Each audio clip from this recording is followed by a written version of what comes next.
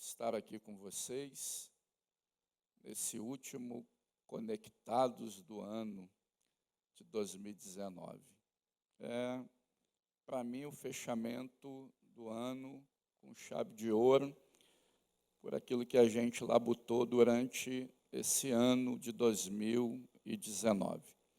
Estou muito honrado, muito feliz em estar na igreja de um pastor que indiretamente influenciou muito na minha vida. Pastor Jaime Soares.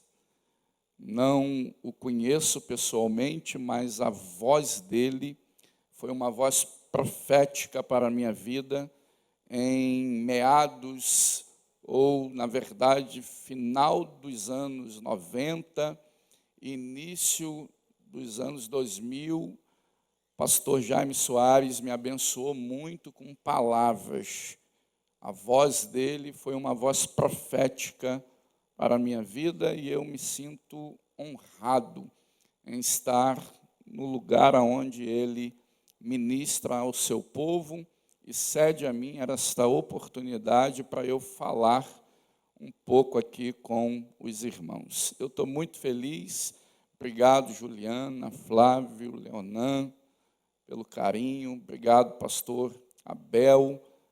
O Espírito testificou também no meu coração, e o pastor Abel é uma bênção, eu quero levá-lo lá na minha igreja, tá?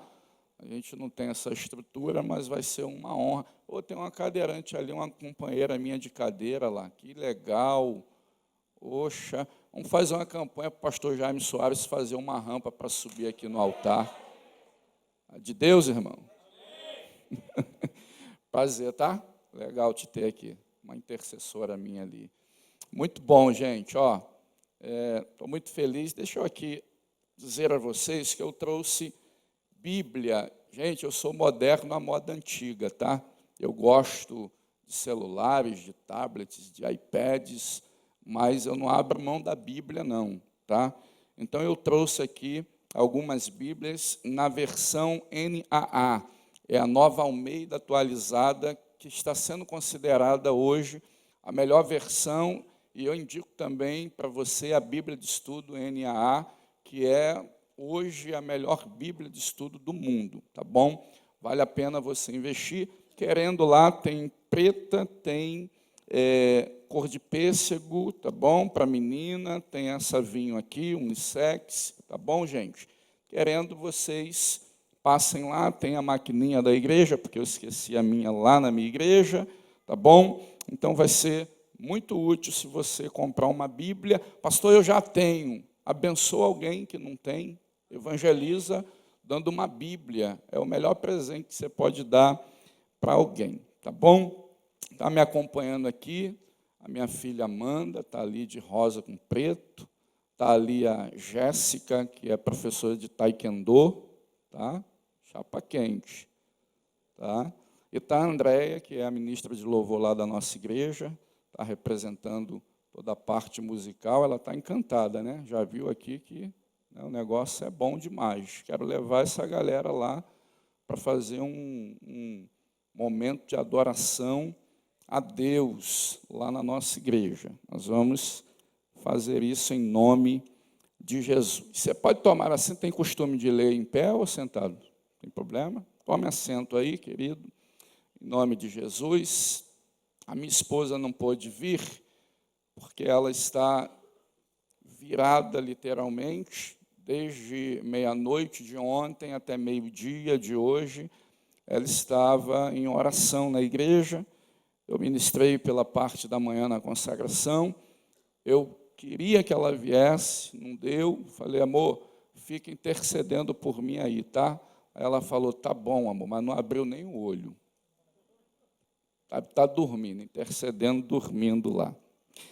Queridos, eu tenho uma palavra de Deus para compartilhar com vocês nesta noite. Cadê o tangedor? Se ele não tocar aqui, eu não tenho como pregar, não. Cadê o vaso do teclado ali, do piano? É 80% com ele hoje e só 20% comigo. Vai lá, vaso. Deixa Deus te usar aí. Dá um dó aí para mim. Mas é dó, estou brincando, tá, irmão? Eu só estou, tá? Dá um dó aí. Porque tem que ser dó, né, irmão? Porque o caneta azul já está dolorido, né, irmão? Tá ruim o negócio, né? Meu Deus do céu. Livro do profeta Jonas, capítulo de número 4, por gentileza. Você que trouxe Bíblia, abra, por favor. Livro do profeta Jonas, capítulo de número 4. O profeta Jonas tem algumas lições para nós nesta noite. Eu vou tentar sintetizar ao máximo a exposição do capítulo 1, 2, 3 e 4, para entrar naquilo que Deus fez na minha vida, para edificar hoje a tua fé, para que você saia daqui mais crente, para que você saia daqui não desacreditado de que Deus ainda faz milagres, mas que Ele continua fazendo milagres, tá bom? Então eu quero nessa noite que você saia daqui nesta fé. Capítulo de número 4, versículo de número 10. Capítulo de número 4, versículo de número 10. Livro do profeta Jonas. Pai, eu vim de gravata, de blusão, de blazer. Aí quando eu cheguei aqui, vi o pastor Abel. Falei, pastor, eu posso tirar isso aqui e ficar mais a cara da juventude? Senão vocês não iam querer me ouvir, né, irmão? Mas aí deu para botar uma camisa aqui e ficar mais à vontade. Capítulo 4, versículo 10. Quem achou, diga eu achei.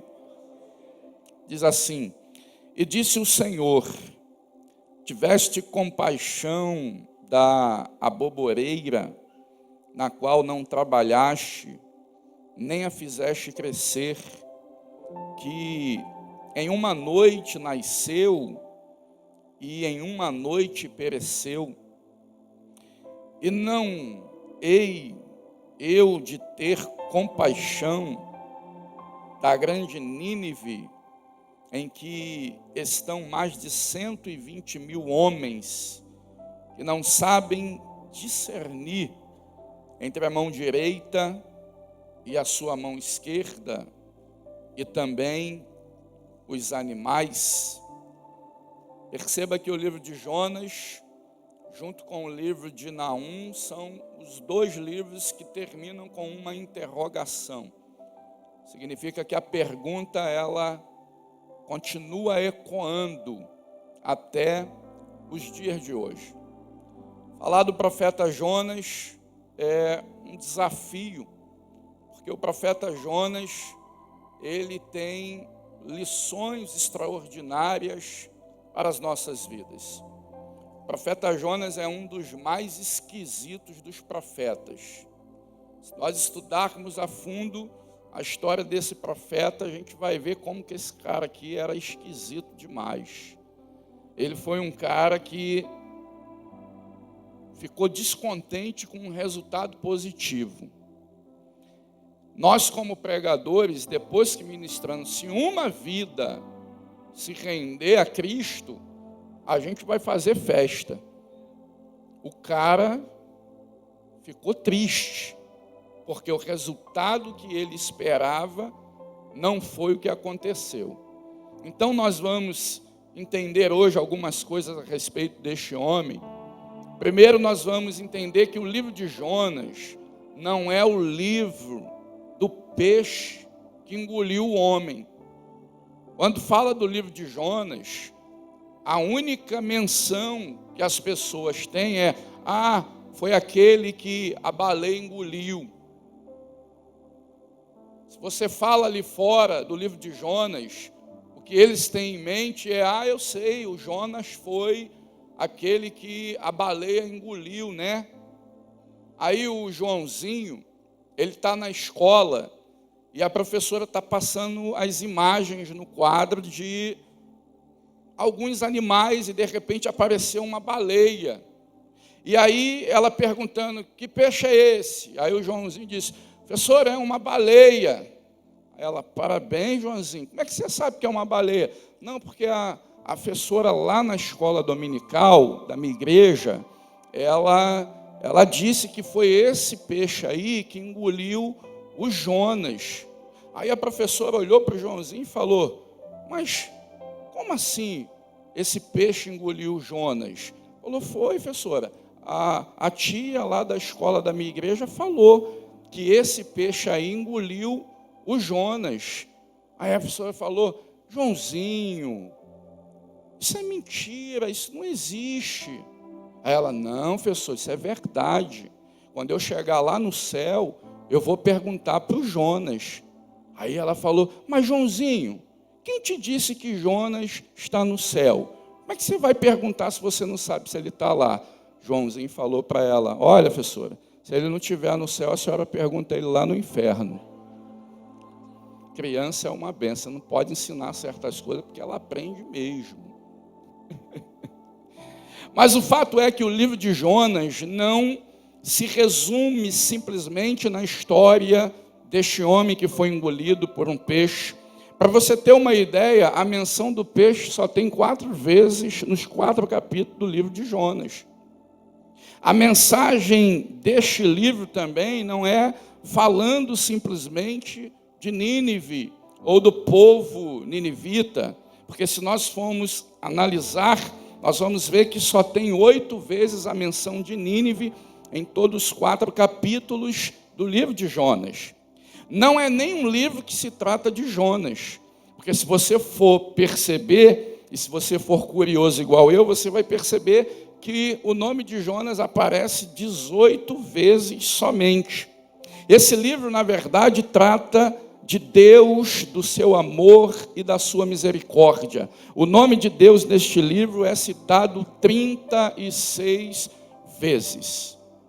O livro de Jonas fala da bondade, da misericórdia, da benevolência, da graça de Deus para quem não merece.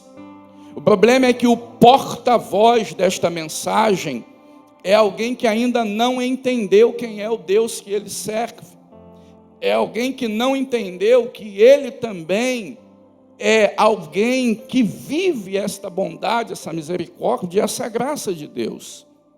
Deus, ele aparece no primeiro capítulo, chamando Jonas e dizendo, Jonas, eu tenho um recado para que você leve a um povo.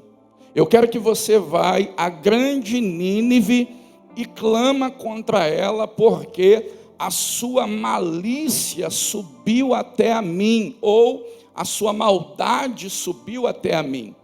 A Bíblia diz que Jonas, ele se levantou, mas para fugir da face do Senhor, porque Jonas não queria em espécie alguma ir para Nínive. O texto diz que ele vai para Tarsis, desce para Jope, depois pega o navio, vai para Tarsis e ele vai para um lugar bem longe. Jonas quer ficar longe, mas longe, longe, longe de Deus mesmo, mas muito longe de Deus. Ele quer ficar distante ao ponto de Deus não conseguir encontrá-lo. E o grande problema de Jonas é esse, é que Jonas ainda não entende que não tem lugar longe que Deus não possa encontrá-lo lá. Jonas precisa aprender algumas coisas e Deus vai usar alguns meios para poder ensiná-lo. Mas o fato é que quando Deus manda Jonas ir a Nínive, Jonas não quer ir. Jonas, ele prefere fugir do que obedecer a Deus na missão que Deus está atribuindo a ele. Deus tem um propósito, Deus tem uma ordem, mas Jonas prefere fugir. Porque se nós olharmos a história do povo de Nínive, nós olhamos humanamente, a gente até concorda com Jonas. A gente critica muito Jonas. Jonas foi um fujão, Jonas foi um frouxão, Jonas foi um covarde. Não, é muito fácil a gente falar isso, né? Porque Deus mandou Jonas ir para o meio de uma galera que era uma galera barra pesada, irmão. Os ninivitas, eles eram chapas quentes. A fama deles era uma fama terrível. Para vocês terem uma ideia, eles amontoavam as cabeças dos seus adversários, os crânios, sobre a cidade, para que os adversários vissem como é que eles tratavam este povo. Eles eram tão ruim, que eles decepavam os pés, as mãos, as cabeças, degolavam as pessoas vivas. Eles arrancavam a barba, que era um símbolo de honra, enquanto ainda era criança, para que não crescesse, para que essa criança não fosse um homem de honra. Eles pegavam os bebês e eles matavam, eles pegavam as mulheres e eles faziam toda a atrocidade possível e imaginável na nossa mente. Só que Jonas não vai fugir porque ele está com medo da fama dessa galera. E às vezes a gente até diz que Jonas é covarde, mas a gente não está no lugar dele. Eu procurei saber com o pastor de algumas localidades que tem por aqui. Essa galera que tem por aqui não chega perto desse povo de Nínive, não. Então é muito fácil dizer que Jonas é um frouxo, é um covarde, mas quando Deus fala para você, vai ali na Parque União, eu preguei lá. O negócio é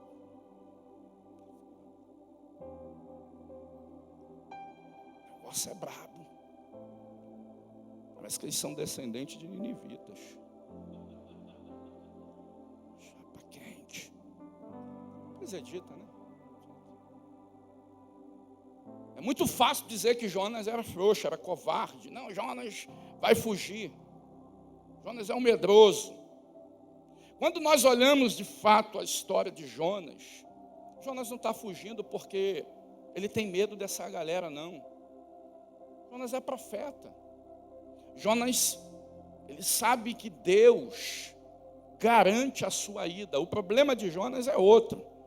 O problema de Jonas é que ele tem raiva de Nínive. Ele tem raiva daquela galera porque aquela galera foi uma galera que bagunçou com o povo dele. Se você ler Isaías capítulo 10, a partir do versículo 5, você vai ver que Deus, em algum momento, pegou a Síria para ser vara de correção para Israel.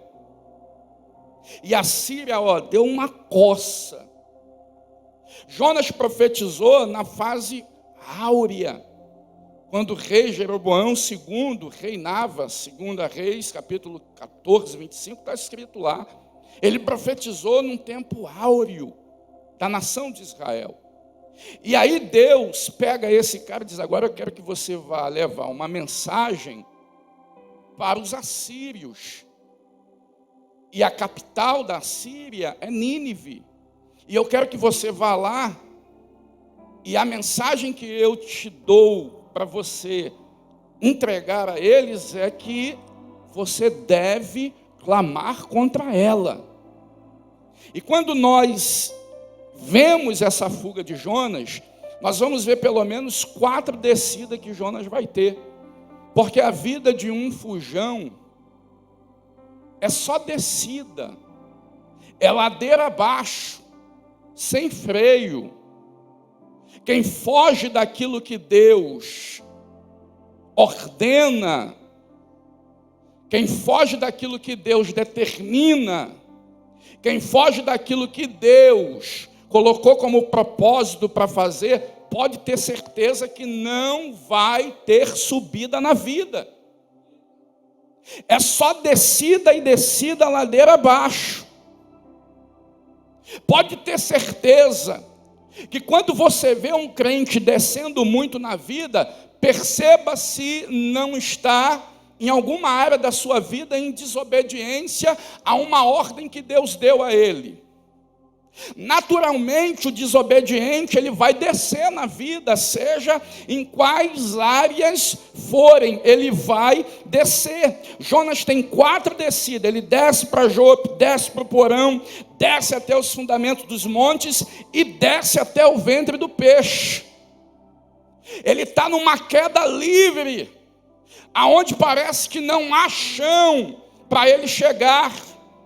Porque ninguém consegue subir degraus fugindo daquilo que Deus tem na sua vida e na sua história. Então eu vim aqui nesta noite como profeta para poder trazer a você uma palavra. Aleluia. Uma palavra, quem sabe, para você sair aqui e começar a analisar realmente que o que está acontecendo contigo pode ser porque você está fugindo de algo que Deus mandou você fazer. E a missão, ainda que seja dura, se Deus mandou fazer, é melhor você obedecer. Não dá para ter sucesso e para ser feliz longe daquilo que Deus quer que a gente faça. Tudo que o diabo mais quer é nos dar a sensação de que nós podemos ser completamente felizes longe dos propósitos de Deus. E eu falava esse dia para alguém: você pensa que tem vida, porque fora do que Deus tem para a tua vida não há vida. Você simplesmente pensa que está vivendo. E Jonas, ele é alguém que é complicado de estar perto dele. Porque colar com gente que está se esquivando do propósito de Deus é atrair consequências para a sua vida. Todos os que tiveram contato com Jonas tiveram dificuldade. Quem não tinha nada a ver com a história acaba entrando num vento, acaba entrando em uma situação de desespero, porque está abrigando um fugitivo. Abrigar fugitivo atrai vento para si. Deixa eu te falar uma coisa: quando a gente não ajuda, não é que a gente está sendo ruim, não. A gente está sendo prevenido. Porque tem gente que você percebe que está fora do propósito de Deus. E se você meter a mão para tentar ajudar, você vai atrair para si aquilo que não é para você. A gente tem que ter até discernimento com quem nós vamos de fato andar. Ser cúmplice, com quem de fato nós vamos tentar estender as mãos para poder ajudar. Deixa eu te falar uma coisa: não tenta se meter com pessoas que Deus está criando situações para trazê-lo de volta para onde Deus o quer. Porque você pode estar trazendo para a sua vida vento. Veja os marinheiros, vento. Os caras abrigaram um fugitivo. Abrigar fugitivo, irmãos, é complicado. Você vê que até o peixe aqui foi abrigar ele 3 dias dentro do ventre e causou náuseas, porque ninguém vomita sem que antes tenha enjoos. Até o peixe, ele sofreu a consequência por 3 dias e por 3 noites, com náuseas, porque estava abrigando alguém que estava tentando se esconder do propósito que Deus tem na vida. Ter contato com esse tipo de pessoa é perigoso, é complicado, não dá para ajudar pessoas que estão fugindo daquilo que Deus ordenou para que ele faça. Então veja que Jonas é aquele ditado ao inverso. A gente diz que com Jesus no barco tudo vai bem, não é isso? Com Jonas no barco tudo vai mal. Com Jonas no barco tudo vai de mal a pior. E Jonas, ele mesmo fugindo, ele tem consciência de que o que ele está causando para as pessoas que estão ali no barco, a culpa é dele. Ele vai assumir depois a responsabilidade, dizendo que a culpa era dele. Pelo menos isso, pelo menos ele teve caráter de assumir que pessoas estão correndo perigo por causa da sua desobediência. Nós precisamos entender que Jonas é alguém que não vale a pena ajudar. Jonas é um tipo de pessoa que enquanto ele não se colocar na posição que Deus quer, ele não vai ser bênção. E a promessa para o povo de Deus, Israel, é que eles seriam uma bênção. Mas Jonas está sendo maldição para quem está colando com ele. Observe que aqui Deus fala com ele. Ele ouve e não obedece. O livro de Jonas é fantástico. Porque o livro de Jonas nós vamos ver Deus falando com o mar, com o vento, com a terra, com o bicho. Nós vamos ver Deus falando com todos aqueles que estão aqui no livro de Jonas e eles ouvem a voz de Deus e de imediato obedecem. O homem é o único que Deus fala mais de uma vez, 10 vezes, e mesmo assim ele insiste em não obedecer. Jonas não está obedecendo. De primeiro ele fala diretamente. Aí depois Jonas começa a ouvir Deus falando através do vento, através do mar, através do peixe. E Jonas está de boa, achando que ele pode ser bem sucedido. Quando Jonas é lançado para dentro do mar, Jonas então, pela misericórdia de Deus para não morrer afogado, ele é engolido por esse peixe que entra na história. Quando esse peixe entra na história de Jonas, o texto diz que depois de 3 dias ou 3 noites, eu não sei por que ainda demorou para Jonas orar.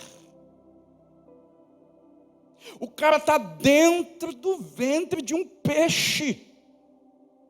No primeiro momento já era para Jonas ter orado, mas Jonas esperou 3 dias e 3 noites para voltar a falar com Deus.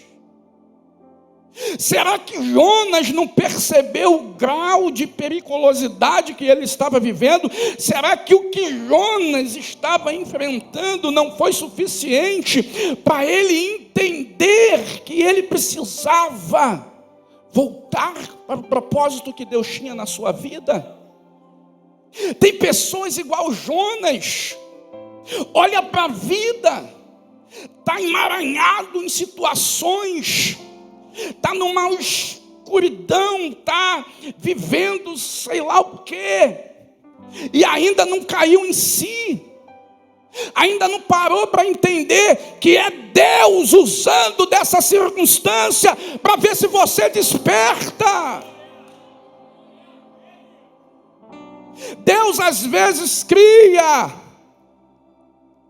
essa situação complicada na nossa vida para ver se a gente volta para o lugar de onde nós não deveríamos ter saído. Às vezes você está passando por situação e você está perguntando por que está passando. Não é perguntar por quê, é tomar uma atitude e se colocar na posição que Deus te quer. Não precisa falar mais nada. O filho pródigo, quando ele estava dentro do chiqueiro com as alfarrobas nas mãos, antes de colocar na boca, ele caiu em si. Ele olhou para a sua situação, olhou à sua volta, olhou a sua situação, caiu em si. Tem gente que precisa cair em si. Tem gente que precisa entender que esse mal que chegou até você é Deus usando isso para te empurrar de volta para o propósito. O texto diz que depois de 3 dias e 3 noites ele vai orar. Se você vê o capítulo 2, a oração de Jonas, porque a gente fica às vezes naquela ideia do desenho, né? Jonas dentro da baleia, numa escrivania, uma luzinha assim, e Jonas de boa lá. O negócio estava ruim. Aí no final do capítulo 2, no versículo 8, ele vai dizer assim: do Senhor vem a salvação. Ele começa a despertar. Ele começa a entender. Aí no versículo 10, diz que Deus falou ao peixe, e o peixe vomitou Jonas na terra. Deixa eu esclarecer algo aqui. Porque há uma disseminação de um ensino dizendo que os ninivitas ouviram Jonas porque viram Jonas sendo vomitado por um peixe na praia de Nínive. Primeiro que Nínive não tinha praia. Segundo, o texto é claro. Se fosse praia, vomitava na areia. O texto diz que vomitou Jonas na terra. Segundo os estudiosos, o peixe vomitou Jonas a 800 quilômetros de Nínive. Possivelmente, vomitou Jonas no mesmo lugar que ele pegou o navio para fugir de Deus. Os estudiosos dizem que Jonas, para chegar a Nínive, deste lugar onde ele foi vomitado, ele demoraria de 30 dias a mais para chegar em Nínive. E outra coisa, o próprio texto, no capítulo 3, vai dizer: e veio a palavra do Senhor a segunda vez a Jonas, dizendo: levanta-te e vai a grande Nínive. Se ele estivesse lá, Deus não falava vai. É só interpretar. Se ele estivesse lá, Deus não precisava dizer vai. Se Deus está mandando ele ir, é porque ele ainda não está. E sabe o que eu aprendo aqui? É que por mais que Jonas tentou fugir do que Deus tinha para a vida dele, o peixe vomitou ele no mesmo lugar de onde ele tentou fugir. Significa que não adianta fugir, uma hora você vai ter que recomeçar do mesmo lugar que você quis parar. E outra coisa, quando Jonas tarda a sua chegada a Nínive, pessoas ainda estão debaixo de uma sentença, porque Jonas atrasou o percurso que era para ele ter feito de início. Posso dizer uma coisa aqui, meu irmão, minha irmã? Tem gente que está atrasando o que Deus tem na vida e está colocando pessoas em risco por causa da tua desobediência. Deixa eu te falar uma coisa aqui: por causa da tua desobediência, existem pessoas que ainda estão em sofrimento. E sabe o que Deus quer? Que você se posicione, tome vergonha no rostinho, assuma aquilo que Ele te deu como responsabilidade, porque quando Ele te escolheu, Ele não te escolheu porque tu era bonzinho, Ele não te escolheu porque tu era melhor do que todo mundo, Ele te escolheu por causa daqueles que precisavam ouvir você.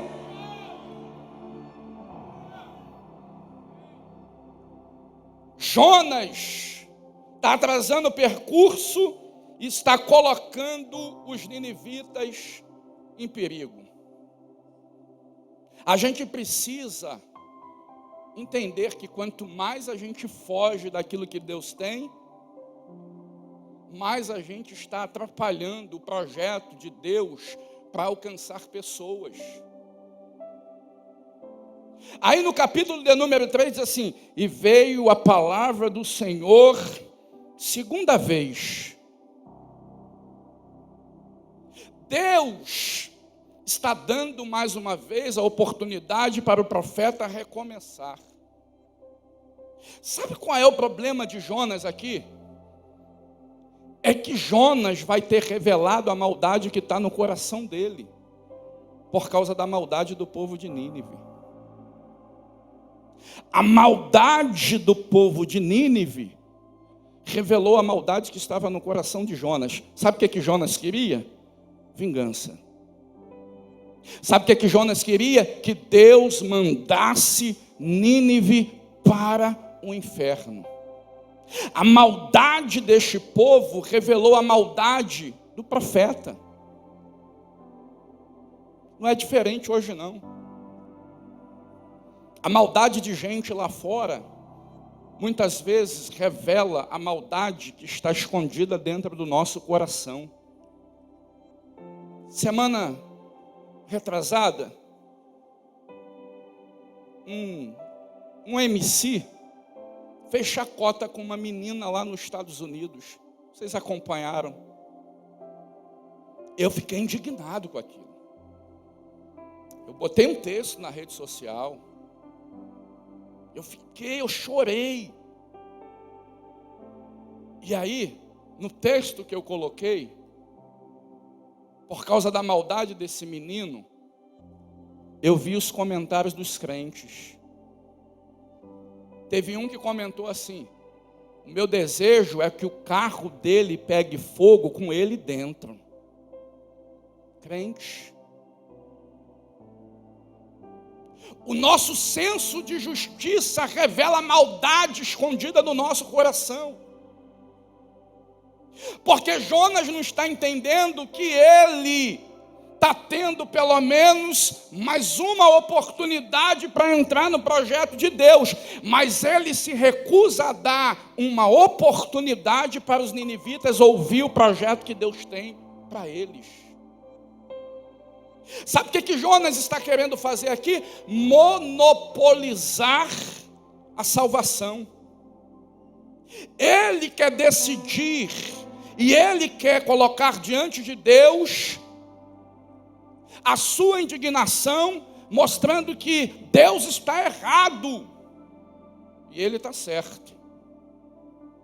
A igreja não é e nunca será a que vai decidir quem deve ser salvo ou não. Por pior que seja o ato de maldade de quem está praticando, isso só vai revelar a maldade escondida dentro do nosso coração. Jonas quer monopolizar a salvação, e algumas igrejas hoje querem monopolizar a graça. Eles acham que a graça é só da igreja, e que a graça não pode ser estendida a outras pessoas. A igreja não é aquela que detém a graça é de Deus.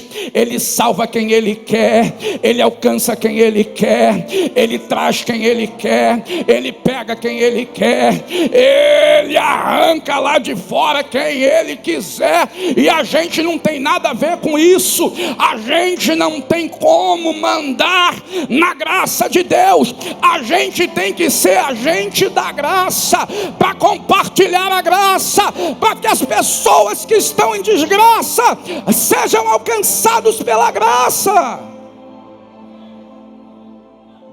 Enquanto a graça é retida aqui dentro, as pessoas lá fora vão continuar vivendo em desgraça.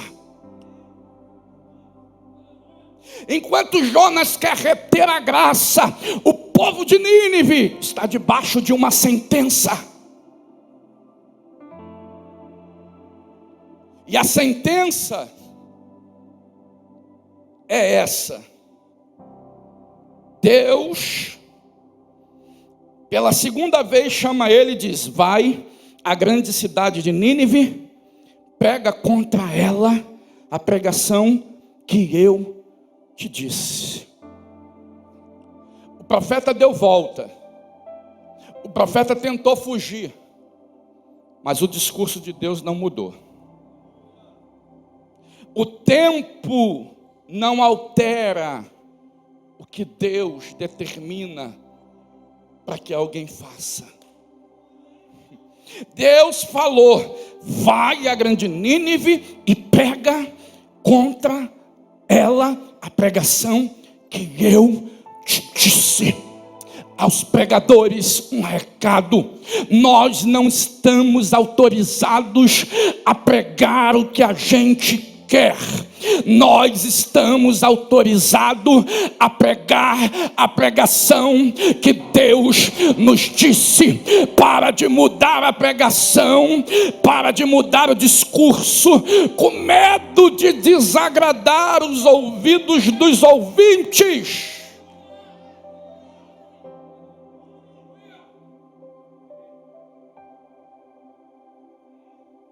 Quando Jesus, em João 6,60, prega o seu sermão duro, sabe o que acontece? A galera diz: esse discurso aí é muito duro. Eu vou procurar um rabi que tem umas palavras mais suaves. Eu vou procurar um rabi que fale coisas que me agradam. Eu vou procurar um rabi que fale coisas que me faz me sentir bem, sentado no meu banco. Eu vou procurar alguém que a palavra dele seja conveniente com o estilo de vida que eu levo. Ah, não, a palavra do pastor Jaime está muito dura. Eu vou procurar outro lugar, porque lá eu posso continuar a viver a minha vida do jeito que eu quero, e eu vou ouvir aquilo que me satisfaz. Palavra dura revela o caráter de dois grupos de pessoas. O primeiro grupo de pessoas, seguidores, aqueles que não querem se comprometer, aqueles que não querem se aliançar, aqueles que não querem ser transformados, aqueles que não querem ser confrontados, aqueles que não querem ouvir verdades que doem, aqueles que não querem ouvir verdades que transformam. Eu não quero ficar aqui. Agora, o segundo grupo de pessoas que é revelado são os discípulos, aqueles que entendem que a palavra é dura, mas para quem iremos nós? A palavra é dura, mas a eficácia dela é a vida eterna. Oh, glória.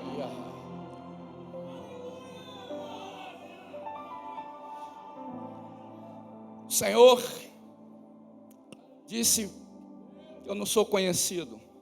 Glória a Deus. Eu sou como aqueles 7.000 que está escondido, porque não me curvei ao sistema, não me dobrei a um sistema manipulador que cria meios para poder rodar os pregadores de lugar em lugar, aonde combinam oferta, combinam palavra, combinam formas de agradar o pastor da igreja para manter a porta da igreja aberta. Eu não sou pregador que vivo por aí esperando por agenda. Eu falo o que Deus manda eu falar. Se cheguei até aqui, foi da forma em que Deus me usou até hoje, e não vou mudar o discurso para poder deixar a porta aberta em lugar nenhum.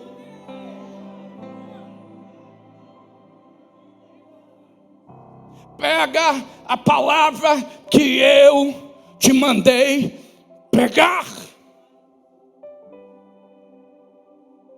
A gente está mudando o discurso, a gente está mudando a mensagem. Sabe qual foi a palavra? No hebraico, esse sermão de Jonas tem 5 frases. Olha o sermão. Daqui há 40 dias, Nínive será destruída. O sermão mais curto da história, mas que provocou a maior colheita que se tem conhecimento. Deixa eu te dar um conselho, pregador. Você, com uma Bíblia na mão, é como um médico com um diagnóstico de um paciente nas suas mãos. O diagnóstico está dizendo: paciente com câncer. Mas se o médico falar a verdade para o paciente, ele vai estragar o dia, a semana, os meses, quem sabe, desse paciente. Então é melhor negligenciar. O diagnóstico é câncer. O médico que não tem responsabilidade vai dizer: isso daqui não é nada, tome o medicamento e você vai ser curado. 3 meses depois, o doente, diagnosticado com câncer, morre, sem ter tido o direito de ter ouvido a verdade, e ao ouvir a verdade, ele poderia ter buscado tratamentos, meios para poder frear o seu câncer. O pregador com a Bíblia na mão não pode negligenciar as verdades aos seus ouvintes, porque as verdades que falamos aqui implicam na eternidade de quem está ouvindo. Daqui 40 dias, Nínive será destruída. Nós não podemos mudar o discurso. O inverno é real. A destruição desse mundo é real. O juízo neste mundo é real. E nós não podemos mudar a mensagem para fazer as pessoas se sentirem bem. Nós precisamos confrontá-las com a verdade, para que a verdade gere nelas o direito, pelo menos, de crer no que está sendo pregado. Ele entra na cidade, que era uma cidade de 3 dias, mas no primeiro dia ele anda na rua dizendo: daqui 40 dias, Nínive será destruída. Os ninivitas ligaram os celulares e começaram a mandar mensagem para todo mundo. Tem um camarada aqui dizendo que a nossa cidade vai ser destruída. A mensagem chegou no rei. Quando a mensagem é dura, mas é dada por Deus, chega até em quem não ouviu diretamente. Mas alguém leva o recado dizendo: rei, um pregador falou que Deus vai destruir a cidade. A palavra dura, o texto diz que o povo de Nínive creu. Está vendo como é que palavra dura não é tão ruim assim, pregador? Nada contra, eu sei que o meu Deus é um Deus de vitória. Eu sei que o meu Deus é um Deus de cura. Mas a gente precisa pensar na eternidade da pessoa. Deus não veio aqui para resolver problema de ninguém, gente. Deus não veio aqui para resolver o teu problema de conta bancária. Ele não veio aqui para resolver o problema do teu carro. Ele não veio aqui nem para me levantar dessa cadeira de rodas. Se Ele fizer, é graça, bondade e misericórdia. Jesus morreu na cruz porque o homem tinha uma dívida impagável com Deus. E só através desta forma o homem quita o que ele deve para Deus. Tem gente que fala assim: ah, pastor, quando o senhor levantar dessa cadeira de roda, eu falei isso hoje, o senhor vai dar o melhor culto de ação de graças a Deus. Eu não sirvo a Deus esperando Ele me levantar dessa cadeira de rodas. Eu não sirvo a Deus esperando Ele fazer alguma coisa. Eu não sirvo a Deus por aquilo que Ele pode fazer. Eu sirvo a Deus porque a mensagem da cruz me alcançou e a minha alma foi resgatada de debaixo da ira.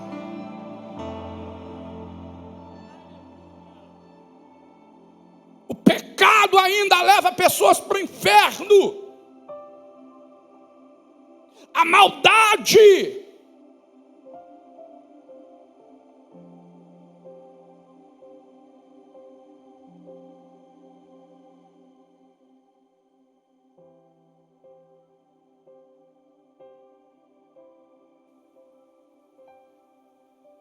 Negligenciar a verdade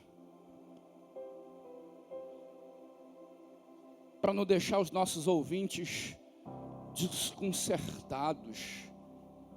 Eu prefiro deixar os meus ouvintes desconcertados, mas saindo do ambiente do culto, refletindo na palavra que foi pregada.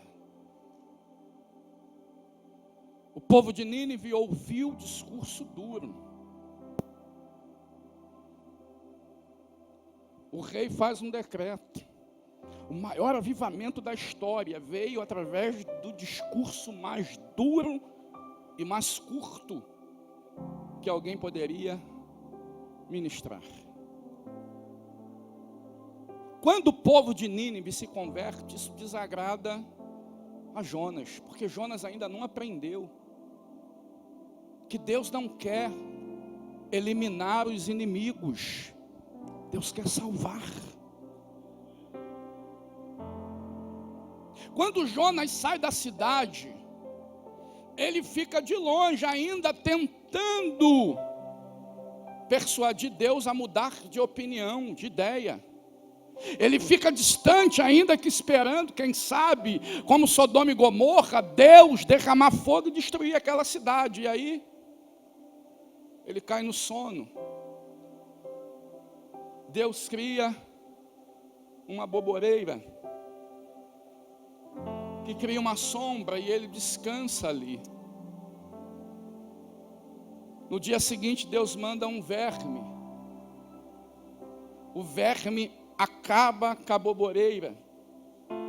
Ele manda um vento que traz calor escaldante na cabeça de Jonas. E ele acorda querendo morrer.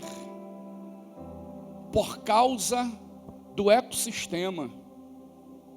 Jonas está valorizando mais uma planta do que 120 mil pessoas que se converteram com a sua mensagem. Jonas sente mais dor de uma planta que ele não fez nenhum esforço para fazê-la crescer, do que com 120 mil almas.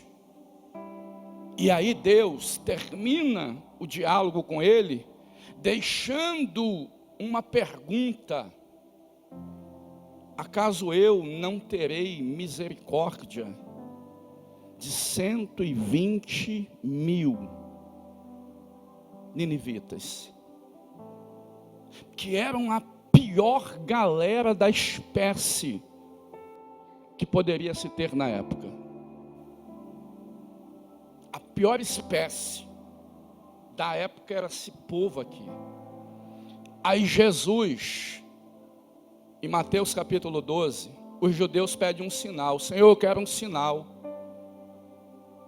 Aí Jesus vai dizer: nenhum sinal será dado, a não ser o do profeta Jonas, que esteve 3 dias e 3 noites no ventre do peixe. Jesus estava dizendo sobre a sua morte e ressurreição,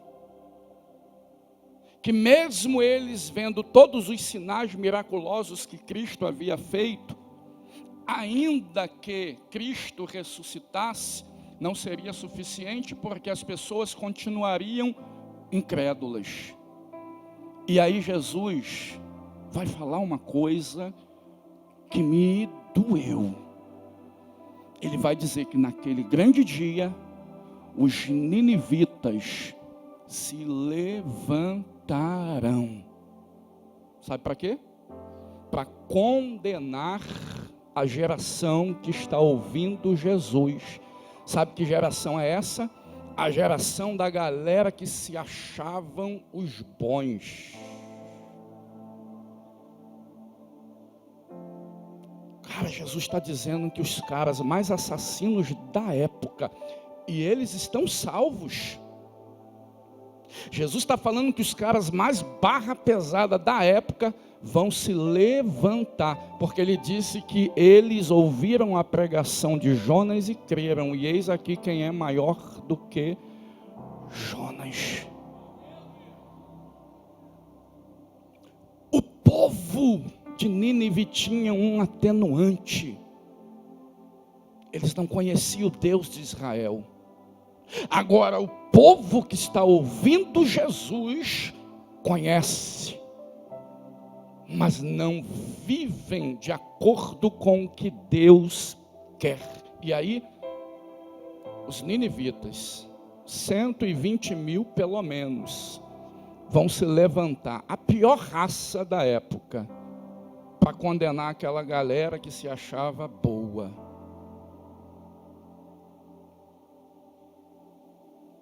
Sabe essa galera que a gente acha os piores hoje?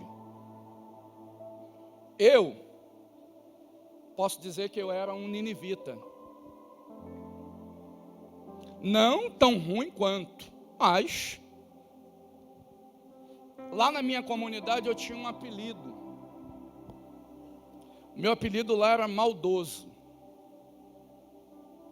Pensa. Todo mundo já dava como certo a minha morte, já dava como certo eu ir para o inferno. Sabe esses ninivitas que estão rodeados por aqui? Você sabia que Deus está convocando hoje uma igreja a ir lá, porque Ele quer salvar esses ninivitas também?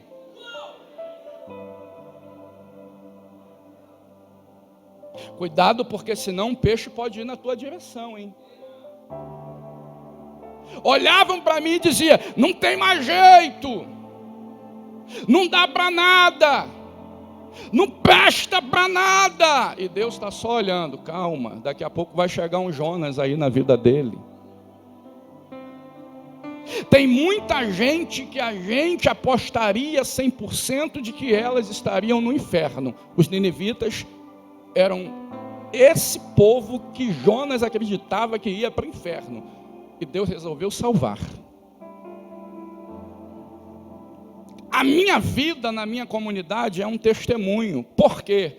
Porque todo mundo lá me conheceu, antes e depois. Antes do Evangelho me alcançar e depois do Evangelho me alcançar. Eu sou paraplégico, como vocês estão vendo, mas não nasci numa cadeira de rodas. A minha história é uma história que, embora eu muito novo tenha sido baleado, eu tive uma vida muito intensa nos caminhos dos erros. Até que um dia Deus resolveu me salvar, permitindo eu levar 12 tiros. Foi a minha baleia. Deus resolveu me salvar dessa forma, sim, porque Deus tem os seus meios de agir com aqueles que Ele tem um propósito. Eu, com 2 amigos, mortos do meu lado, com 12 tiros no corpo. Eu contava ontem para um casal de americano que pregou na minha igreja, estava aqui no Brasil até ontem, e eles queriam ouvir. E eu contei a minha história, e eu disse que Deus me permitiu levar ele. Como Deus permitiu? Eu falei: Deus permitiu, porque Deus precisava me salvar.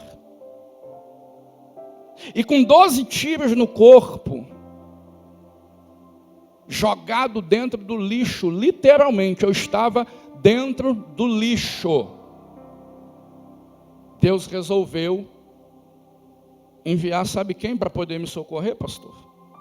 40 cachorros de rua, que começaram a latir em cima de mim, e chamou a atenção de pessoas muito longe, que chamaram socorro, que vieram me resgataram para o hospital. 9 meses internado.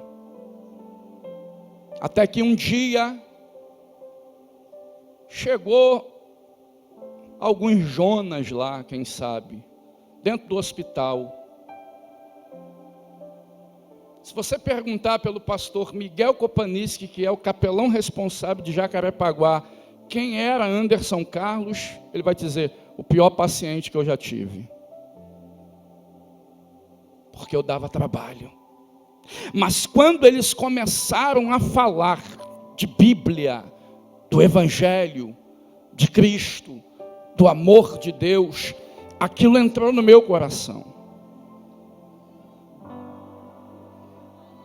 Aquilo me alcançou de tal forma, que quando eu saí do hospital em 1997, eu procurei uma igreja, entreguei a minha vida para Jesus.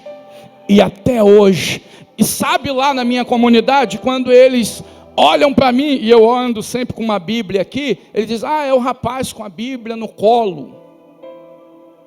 Sabe o que eles falam? Verdadeiramente, Deus faz na vida de alguém que nós menos esperamos. Falaram que eu ia ser tudo, menos pastor. E Deus já tinha um projeto para a minha vida. Se coloque de pé, por favor. Eu quero despertar você, Jonas. Eu quero despertar você, homem e mulher, a entender que Deus tem ninivitas para salvar. E Ele conta contigo. Ele conta conosco. Deus não quer que essa galera vá para o inferno. Deus quer usar do que vocês têm para trazê-los para perto. Eu estou vendo muito lugar vazio aqui nesse conectado, mas eu quero profetizar que quem vai encher esse lugar são os ninivitas que estão lá fora. São aqueles que estão dizendo, não vai ser nada, está perdido, já era. Deus vai trocar da mão dessas pessoas armas e vai colocar Bíblias. Eu creio no poder da pregação, eu creio no poder do Evangelho que transforma aqueles que ninguém apostariam nada, mas Deus apostou o seu Filho. Deus apostou o seu Filho.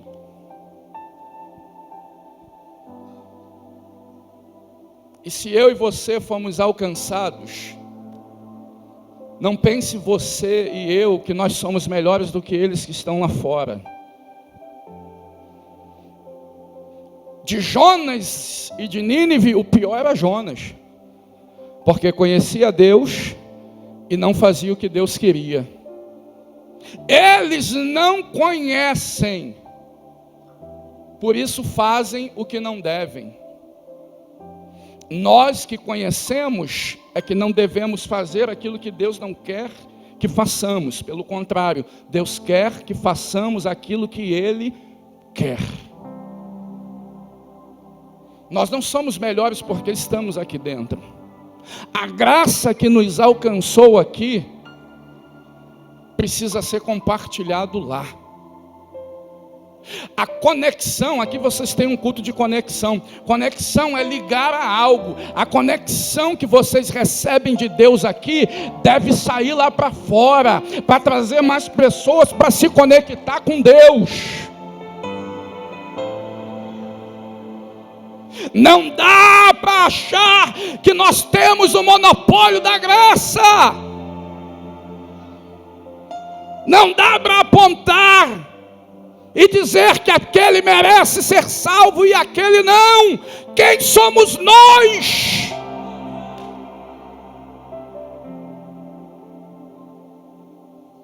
Nós estamos simplesmente expressando a maldade que está no nosso coração, por causa da maldade de quem está lá fora. Aí os crentes se rebelam.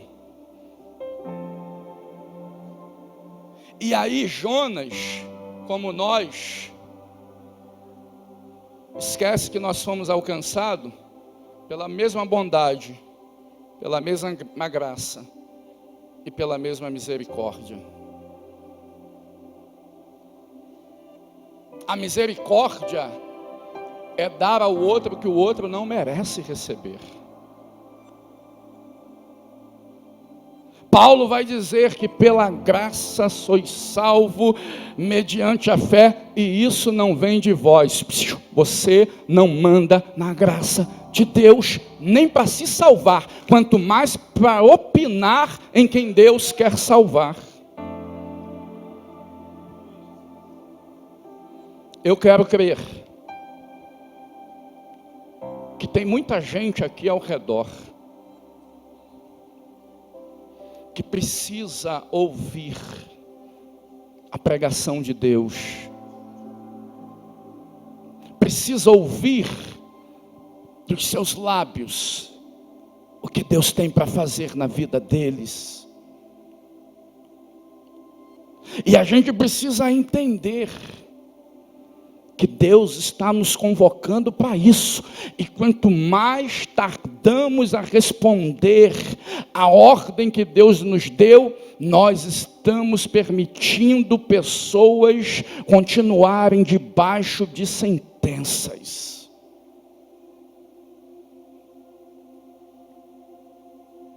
Eu quero orar por você. Quando eu me converti, pastor Abel, eu falei, eu não posso guardar aqui dentro o que esse Deus fez por mim. Eu não sei quantas pessoas eu já ganhei para o reino através da pregação e da minha própria vida. Mas todo dia eu acordo e eu me sinto insignificante, porque fiz menos do que eu poderia fazer. Quanto tempo você não fala de Jesus para alguém? Esse ano, você falou de Jesus para alguém? Esse ano você olhou para um ninivita e falou assim: por mais que você seja mau, Deus manifesta a graça e a misericórdia sobre você. Ou você se esquivou, ou você é como Jonas, não quer esse tipo de pessoa perto, porque você acha que ele merece o inferno, porque o teu senso de justiça é, o que ele fez merece ir para o inferno, e Deus diz que o que ele fez, ele pode perdoar, e pode fazer um pregoeiro da palavra dele. Cuidado, porque às vezes nós estamos colocando ponto final na história de pessoas que Deus vai usar muito nessa nação. A gente pode estar colocando um ponto final na vida de pessoas que Deus vai levantar para ser voz profética nesta nação. E porque alguém se disponibilizou a ir aonde eu estava a falar do amor de Cristo, hoje eu estou aqui. Deus conta com você. Eu quero orar e quero convidar você. Você que entendeu a mensagem desta noite, você que entendeu que Deus está te chamando para uma responsabilidade, Você que nesse último conectado talvez não convidou um ninivita para vir, mas Deus, a partir de ano que vem, vai pegar você, vai colocar você no meio de um povo ruim, para você manifestar a bondade e a misericórdia de Deus. Eu quero orar por aqueles que querem ganhar almas em 2020, muito mais do que foram ganhas no 2019. Eu quero orar por você que 2020 quer entrar arrebentando a porta do inferno e arrancando de lá aqueles que estão cativos. Eu quero orar por você que está inconformado de ver pessoas que estão debaixo de sentenças, pessoas que não estão tendo oportunidade de ouvir uma vez sequer da graça, da bondade, da misericórdia de Deus, mas que hoje Deus te trouxe aqui para te dizer: eu vou usar a tua vida e vou fazer de você um instrumento de alcance para os perdidos. Sai do seu lugar. Você que tem duas pernas, e Deus trouxe hoje um paraplégico, Deus trouxe hoje alguém desprovido dos movimentos nas pernas, para dizer: se ele numa cadeira de roda está fazendo, o que é que te impede de fazer? Qual é a desculpa que você vai dar? Naquele dia, os ninivitas vão se levantar e vão olhar para a geração que se achou boa demais.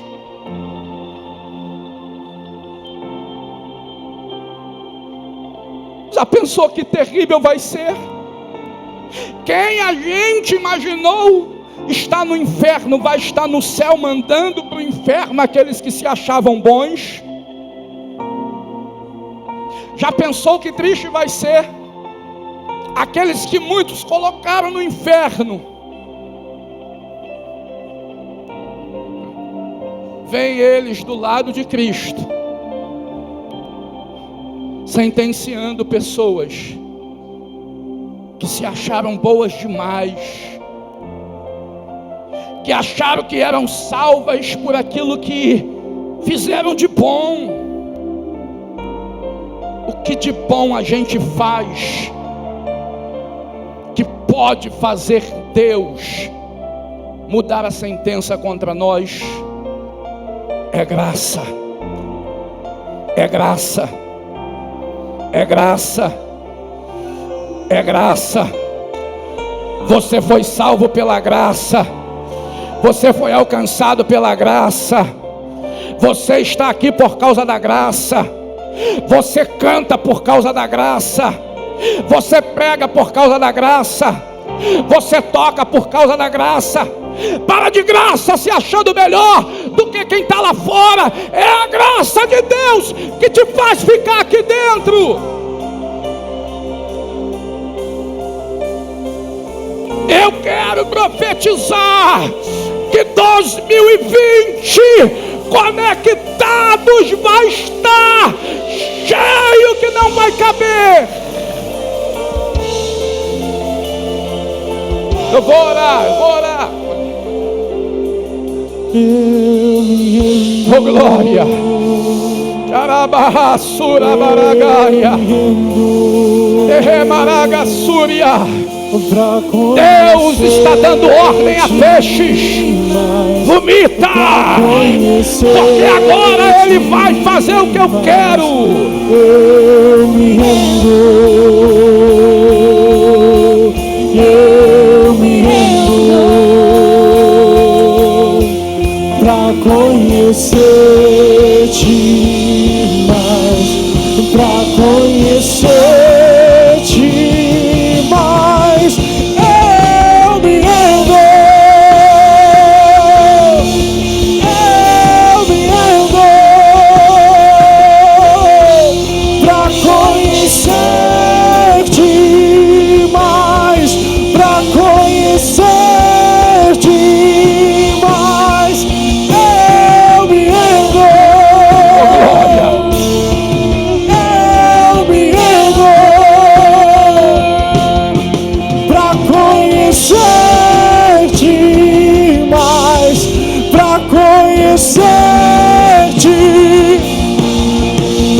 vento de poder sopra em meu viver, faz teu querer, faz teu querer em mim, como um ventoral sobrenatural, faz teu querer, faz teu querer em mim, vento de poder sopra em meu viver, faz teu querer, faz teu querer em mim, como um temporal sobrenatural, faz teu querer, faz teu querer em mim. Aleluia.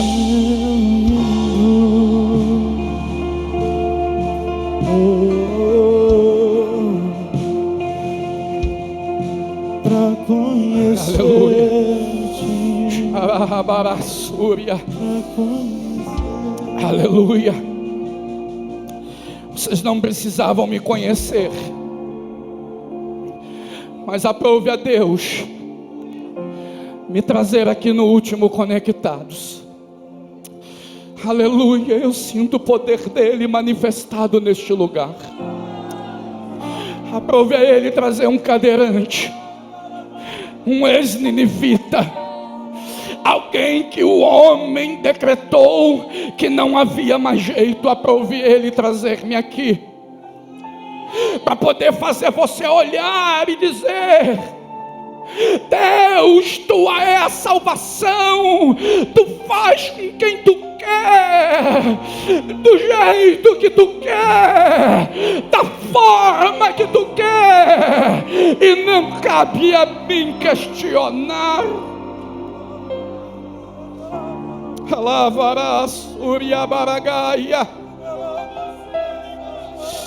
Senhor,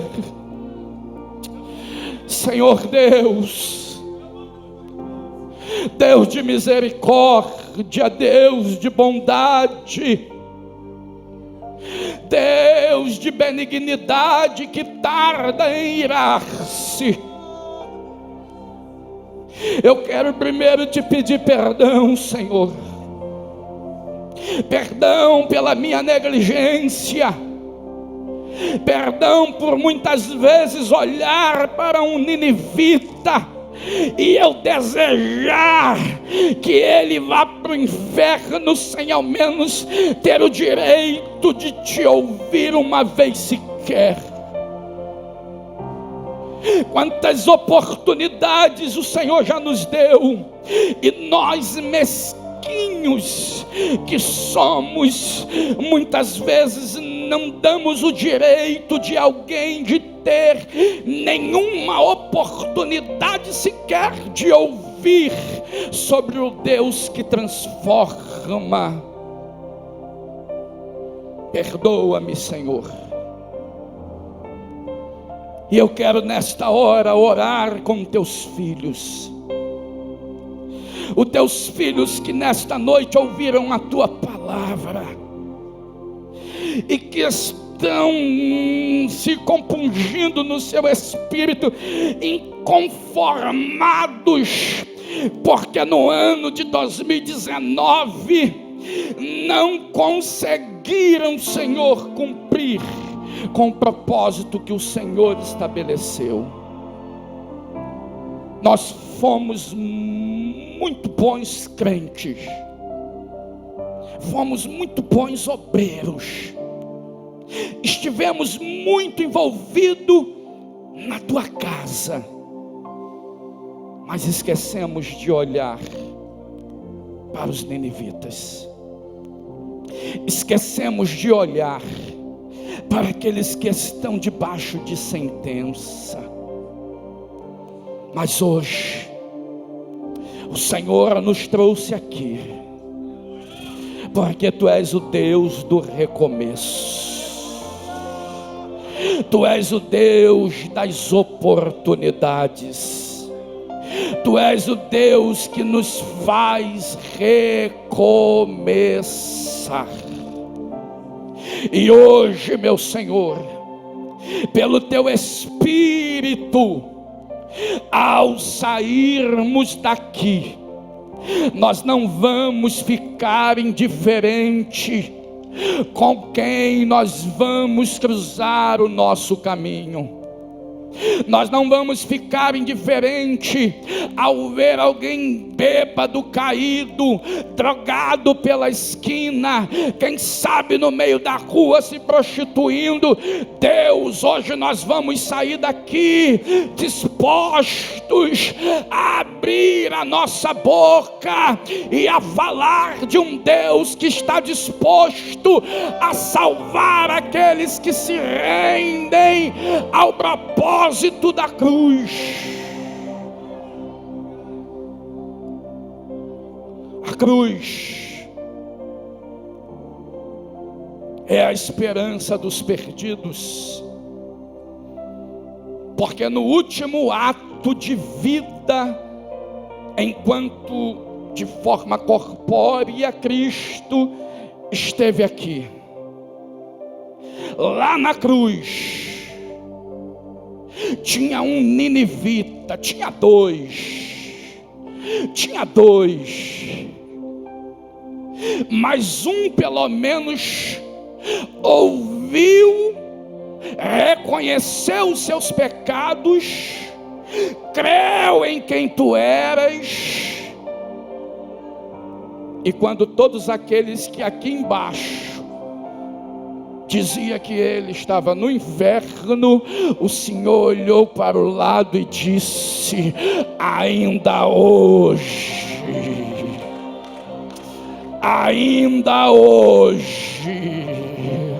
está entendendo, igreja, que muitos que nós colocaríamos no inferno por causa dos atos de maldade, ainda hoje, o céu pode ser a moradia deles.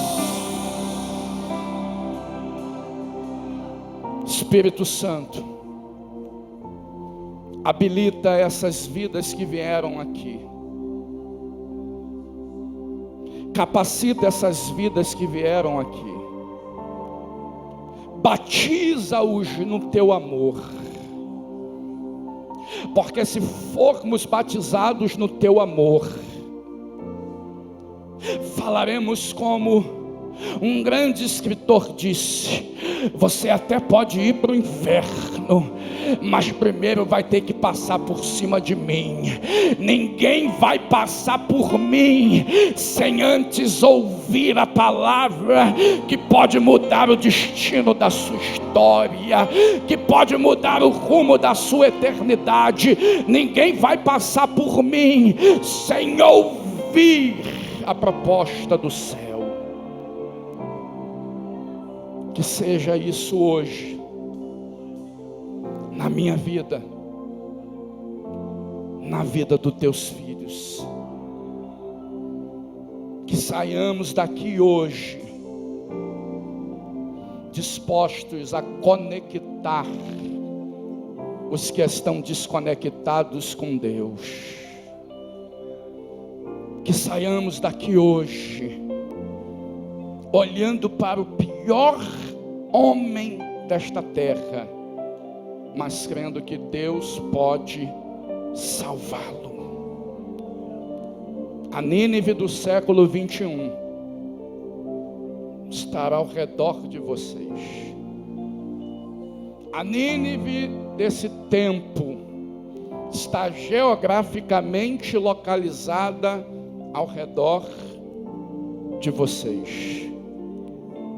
E eu termino a minha mensagem perguntando o que Deus perguntou para Jonas: acaso eu não terei misericórdia de 120 mil ninivitas, que não sabem discernir da sua mão direita, da esquerda, e nem os seus animais.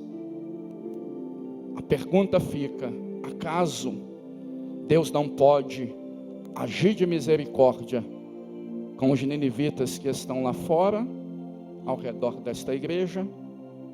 Reflitam e respondam para si e para Deus, mas que em 2020, conectados, não fique com espaço vazio por oportunidade de ter falado para quem precisava ouvir sobre o amor de Deus.